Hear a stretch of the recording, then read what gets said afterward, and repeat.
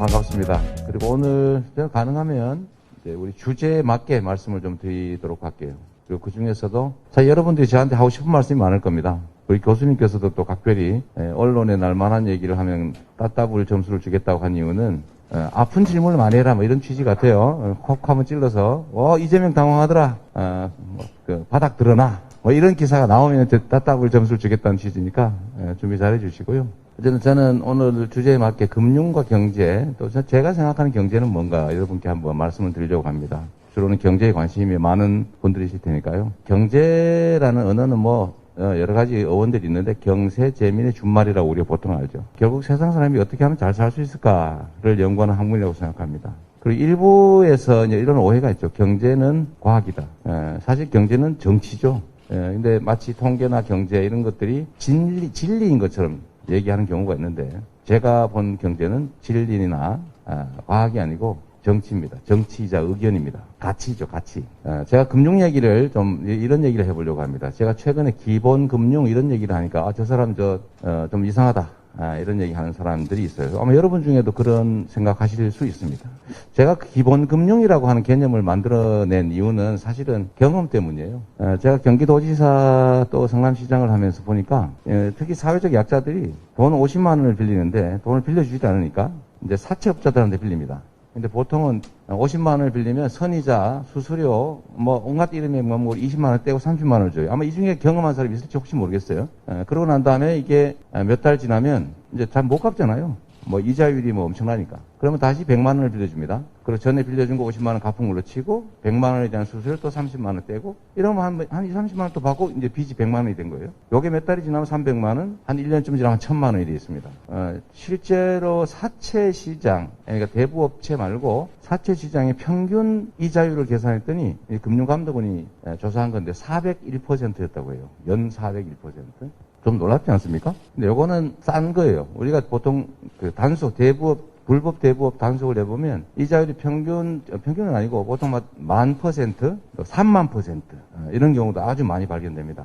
대개 피해자는 누구냐? 여러분 또래 청년들입니다. 황당하죠. 아마 여러분들은 이런 거 겪지 않을 만큼 형편이 좋을지도 모르겠어요.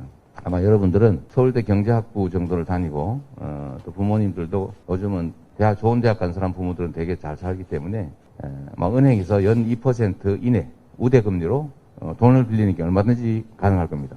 그래서 제가 이런 제도를 만들었어요. 아니 어떻게 500%, 1000%, 3000% 이자를 주면서 돈을 빌렸을 수 있냐. 그거 해가지고 예산을 가지고 어차피 돈 50만 원을 빌려서 못 갚을 정도면 그 보호 대상자 아니겠어요? 가만 놔두면 결국은 기초생활수급자 된다. 그러니까 어차피 재정복지 지출을 하기 전에 차라리 돈을 빌려줘서 복지 대상자로 전락하지 않으면 그게 훨씬 재정적으로도 이익 아니겠냐 이런 생각을 해가지고 제가 500억을 예산을 마련해가지고 50만 원은 심사하지 않고 빌려드립니다. 대신에 본인이 신청하고 버스 타고 와서 받아야 됩니다. 귀찮으면 오지 마세요. 근데 50만 원이 진짜 필요한 사람은 쫓아올 거 아닙니까? 근데 여유가 있고 그러면 그 50만 원 빌리러 오지 않을 거다. 조건은 연 1%에 5년 후 갚는 거다.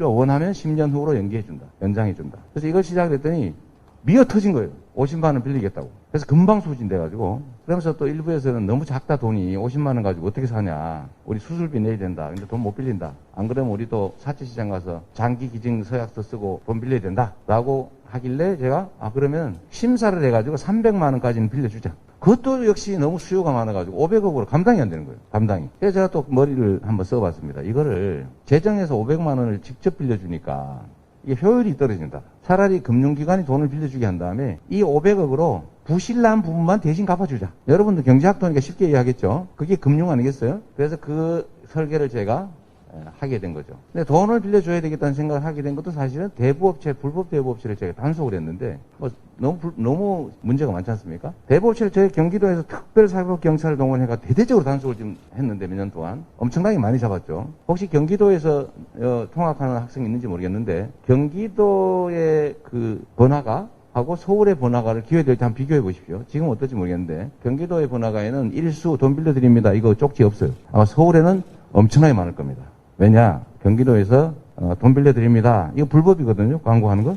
이거를 단속해가지고 저희가 압수수색을 한 다음에 장부를 뺏어가지고 거기 있는 사람을 다 찾아서 이거 불법 계약이니까 무효입니다. 자, 이자 더 많이 내셨죠. 다 돌려드리고 처벌하고 다 합의시켜서 다 돌려줬거든요. 근데 경기도에서 사업하다 걸리면 다 손해를 보는 거예요. 그래서 경기도에서 사업을 안 해요. 이거는 여러분들이 나중에 한번 확인해 보십시오. 이게 결국은 이건 내 자랑 중에 하나인데 가끔 이런 것도 해야 되지 않겠어요? 저도 뭐 좀 남는 게 있어야지. 그래서 이 한 명의 공직자가 얼마나 큰 변화를 만들어낼 수 있는가의 한 사례인데 하여튼 이걸 막 단속을 하니까 그럼 우리는 그것도 못 빌리면 우리는 죽습니다. 이래서 사실은 또 돈을 빌려주기 사업을 시작한 거죠. 그래서 이게 불법 대법 단속에서 그다음에 직접 재정으로 돈을 빌려주는 데서 그다음에 이게 이제 2차 보존 방식의 이제 하나의 금융 제도를 설계하게 된 겁니다.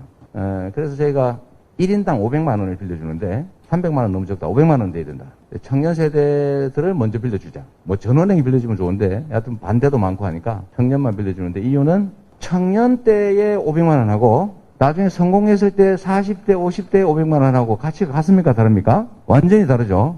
자, 종자로서의 벼 한 대하고 먹는 식량으로서의 벼 한 대는 완전히 다른 겁니다. 가치가. 그래서 먹는 한 대가 없는 거는 견딜 수 있는데 씨 뿌릴 벼 한 대가 없는 것은 그건 망하는 길이죠. 그래서 이게 자원을 배분할 때 생애 주기별로도 자원을 배분해야 되는데 미래의 자산을 앞당겨 쓰는 걸 우리 보통 빚이라고 하죠. 부채. 근데 이 부채를 또 여러분은 자산이라고 표현하죠. 미래 자산을 앞당겨 쓰는데 지금의 가치가 훨씬 크다면 앞당겨 쓰는 게 맞는 거죠. 그래서 국가의 빚이나 개인의 빚은 무조건 나쁘다. 이거 정말 바보 같은 생각이죠.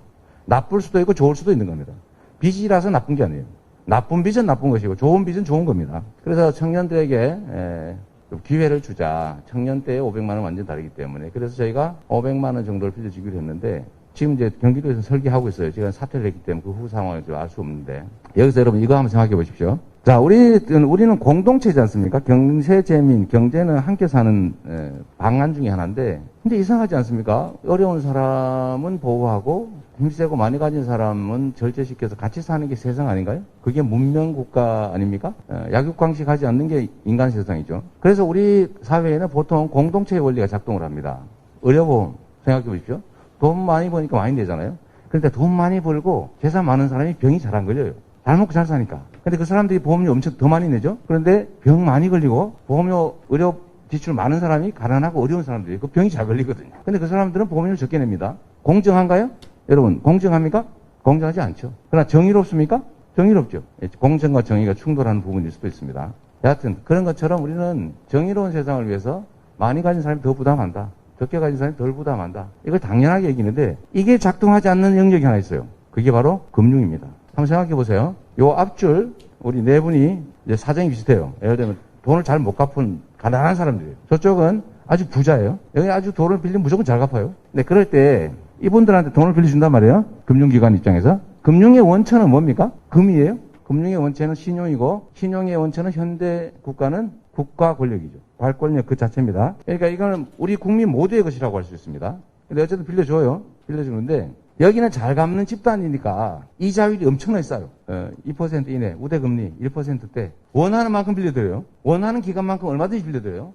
저리, 고액, 장기 대출해줍니다. 여기 가난해요. 안 빌려줘요. 첫째로. 두 번째 조금밖에 안 빌려줘요. 이자 엄청나게 높게 내야 돼요. 그리고 장기로 안 빌려줘요. 떼어먹힐 가능성이 많아요. 그래서 이게 신용 등급이라고 생긴 겁니다. 가난한 집단, 부자 집단. 그래서 가난한 사람은 이자를 많이 낸다. 가난한 사람은 돈 빌려주지 않는다. 그러나 부자는 돈 많이 빌려준다. 원하는 만큼 얼마든지 저리로 장기로. 정의롭습니까? 정의롭지 않죠. 그래서 이게 금융의 공공성, 금융의 수익성 이 두 가지가 충돌하는 부분인데 국가는 어떻게 해야 됩니까? 뭐 개인 또는 기업들이야 자기 돈 열심히 벌기 위해서 많이 벌기 위해서 하는 거 당연하죠.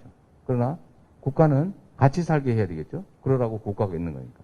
그런데 금융 영역에서는 이게 작동하지가 않더라는 겁니다. 세금도 돈 많이 버는 사람이 더 많이 내는데 가난한 사람은 세금 안 내고 혜택만 보는데 어떻게 금융은 가난한 사람이 더 많이 부담을 하더라. 근데 이 4명 중에서 과연 진짜 다 안 갖고 떼어 먹느냐? 그렇지 않습니다. 신용등급 합의라서 은행에서 돈을 안 빌려주는 뭐 5, 6, 7, 8, 9, 10 뭐 이런 등급들은 대부업체에서 돈을 빌리는데 대부업체들은 보통 이자율이 얼마 전까지 24%였죠. 지금 20%로 떨어졌는데 올해 6월부터 떨어졌는데 이 24%, 20%라고 하는 막 살인적인 고금리 이자를 내면서도 95%가 다 갚습니다. 떼어먹는 사람 5%밖에 안 돼요. 근데 이 떼어먹는 또는 어쩔 수 없이 못 갚는 신용불량을 감수하면서 어쩔 수 없이 못 갚는 이 5%의 이 부담을 그 가난한 사람들이 부담하는 거예요. 그 사람들한테 부담시켜요. 이게 정의롭습니까? 금융, 신용이란 국가 권력, 즉 국민 주권으로부터 나오는 것인데 가난한 사람은 가난한 사람들에 대한 책임을 가지고 있어요. 그래서 이거 옳지 않다. 그래서 금융의 공공성이라고 하는 게 그래서 필요한 거겠죠. 그러면 이 사람들 그럼 막 가난한 사람 빌려줘서 떼먹으면 어떡합니까? 라고 보통 도덕적 해이 얘기하죠. 맞는 말입니다. 그런데 도덕적 해이를 저지르려고 해도 제재라고 하는 게 있어요. 제재와 도덕적 해이 중에 선택을 하겠죠, 사람들이. 그래서 그럼 도덕적 해이를 유발하지 않는, 즉 능력이 되면 갚고 능력이 안 되면 못 갚지만 능력이 되면 반드시 갚는 금액이 어느 정도일까? 알 수 없죠. 근데 이건 통계적으로는 있습니다. 대부업체들이 돈을 빌려주는데 거긴 담보도 없고 수익도 없고 재산도 없는 사람한테 오로지 신용만 보고 빌려주는 거 아니에요? 요즘은 전화해가지고 밤에 전화해서 괴롭히는 것도 금지되어 있습니다. 물론 쫓아가서 돈 달라고 괴롭히는 건 더더욱 금지예요. 그건 처벌해요. 전화하는 것도 이제 안 돼요. 변호사, 이 사람한테 독촉하세요 하면 직접 전화도 금지됩니다. 이런데도 불구하고 돈을 갚는 금액이 있더라. 얼마냐? 900만 원대입니다. 통계적으로 그 사람들이 900만 원, 1000만 원 미만은 능력이 되면 반드시 갚더라. 신용불량을 감수하면서 안 갚을 수 없는 금액의 최고치 또는 평균치가 한 900만 원 정도 되는 거예요. 여러분도 한번 생각해 보세요. 내가 돈을 1000만 원을 빌렸어요. 그런데 능력이 돼요. 떼어먹기로 맘먹어요. 떼어먹으면 대가를 치러야 됩니다. 신용불량 등재돼가지고 금융거래도 못하고 취업도 못하고 자기 이름으로 재산도 못 가져요. 이걸 감수해야 되는데 이 비교해보면 어떤 게 더 클까? 그건 여러분이 충분히 판단할 수 있다는 생각이 듭니다. 제가 이 말씀을 드린 이유는 과거에 우리가 족징 인징이라고 하는 아주 우리가 격사교과서에서 배운 나쁜 정책이 있어요. 세금을 내는 공납을 하는데 공물을 내는데 세금을 내는데 옆집이 안 내면 대신 내야 돼요. 그 마을에 산다는 이유로 저 사람이 안 낸 이웃집 군포를 다른 사람이 그 동네 산다는 이유로 대신 냅니다. 인징이라고 그랬죠. 이웃이 대신 낸다. 뭐 족징 뭐 이런 건. 항구징포? 뭐 이런 거 여러분들 기억날지 모르겠어요. 시험 보지 얼마 안 돼서 기억날 수 있습니다. 하여튼 이게 정의로운 제도가 아니다. 경제라고 하는 데는 그냥 이 경제 자체는 과학처럼 보이지만 사실은 정치다. 이 말씀 드리고 싶고요. 짧게 이 말씀만 드리고 여러분들 질문이나 의견을 듣도록 하겠습니다. 경제 정책이란 경제 상황을 개선하기 위해서 국가가 뭐 여러 가지 권력적 수단을 동원하는 거죠.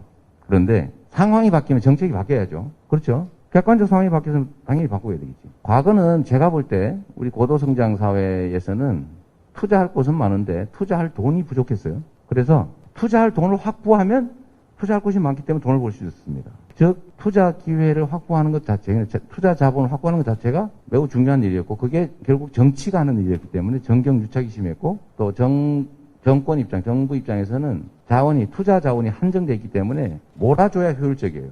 그래서 그때는 소위 불균형 성장 전략을 취해서 특정 재벌, 특정 기업을 집중 지원했습니다. 그리고 돈 빌리는 게 이익이었기 때문에 기업의 부채 비율이 막 수백 프로, 쉽게 말하면 1000몇백 프로 이렇게 올라갔죠. 빌려서 투자하면 남으니까. 지금은 완전히 바뀌었습니다. 투자할 곳은 없는데 투자할 돈은 남아 돌아서 이자를 받기는커녕 마이너스 이자. 즉 지금 100억 빌려가지고 5년 후에는 950억만 갚으세요. 라고 해도 돈을 안 빌려갑니다. 즉 금융이 작동하지 않는다 그 뜻이고 더 본질적으로는 투자할 곳은 없는데 투자할 돈은 남아도는 시대가 됐죠. 그러면 정책이 바뀌어야 되겠죠. 원래 공급과 수요, 이 양측면 중에 공급이 부족할 때는 공급에다가 집중해주면 공급을 하려니까 투자해야 되고 투자하려면 고용해야 되고 고용하니까 소득이 늘고 소득이 늘니까 소비가 늘고 소비가 늘니까 수요가 늘고 다시 또 생산하고 이 선순환이 가능한 사회였죠. 낙수효과 시대. 지금은 완전히 반대가 됐다. 그럼 어떻게 됩니까? 수요가 부족한 시대가 됐으니까 수요를 보강하는 정책이 필요한 시대로 본질적으로 바뀌었다. 그래서 제가 이 점에 대해서 근본적으로 지금 현재 기재부와 의견이 좀 다르기 때문에 가끔씩 기재부와 충돌하는 모양이 벌어지는 거죠. 하여튼 제가 드릴 말씀 여기까지 하고 우리 여러분들 질문이나 의견에 답하면서 제 의견을 좀 더 추가로 말씀드리도록 하겠습니다.